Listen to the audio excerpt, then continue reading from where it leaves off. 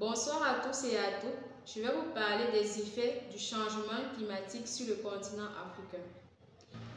L'Afrique est l'un des continents les plus vulnérables à la dégradation environnementale, exacerbée par la croissance démographique et le dérèglement climatique.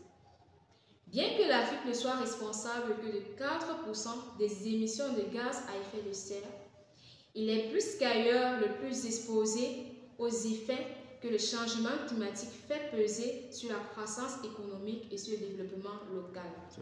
Les changements climatiques aggravent les défis liés à la surpêche.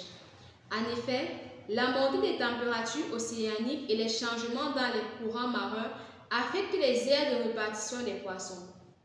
Les espèces marines migrent vers les zones les plus froides ou plus profondes, modifiant ainsi la pêche et compliquant ainsi la gestion des stocks.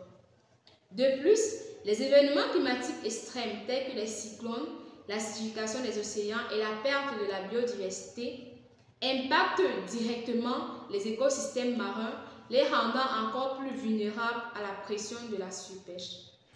La FAO préconise ainsi d'intensifier l'aquaculture aux dépens de la pêche de capture, car cette dernière a souvent ou encore a toujours des effets particulièrement néfastes.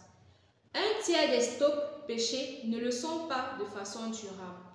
Les chiffres de la surpêche présentés par la FAO sont terrifiants. Nous avons une population de plus en plus croissante qui a des besoins en protéines. Et la FAO nous dit année après année qu'on continue de surpêcher au lieu de laisser les stocks se régénérer.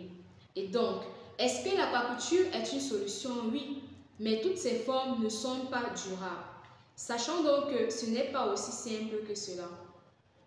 Les besoins sont croissants, les pratiques souvent non durables. Face à ce constat, la FAO plaide pour un changement de pratique en faveur de ce qu'elle appelle la transformation bleue. En Afrique et au Cameroun en particulier, les efforts considérables sont déployés pour développer le secteur aquacole. Mais ces efforts restent insuffisants. D'autant plus que le Cameroun décaisse chaque année près de 200 millions de dollars pour l'importation des tonnes de poissons. La demande annuelle locale étant estimée à 500 millions de tonnes par an, une demande que la production locale ne peut malheureusement pas encore couvrir. C'est face à ce constat et à toutes ces problématiques qu'est née la start-up Mama Go Fish. Une start-up innovante qui se spécialise dans la production durable et la livraison des poissons déjà nettoyés directement auprès des ménages, non seulement pour les faire gagner du temps, mais aussi pour réduire de 90% leurs déchets ménagers liés aux poissons. Déchets que nous produisons ou alors que nous valorisons en les transformant en engrais biologiques utiles pour l'agriculture hors sol. Actuellement, nous produisons nos poissons dans des bassins d'aquaculture en dehors des écosystèmes naturels pour diminuer l'impact ou alors pour diminuer la pression sur les populations de poissons sauvages des rivières et des mers.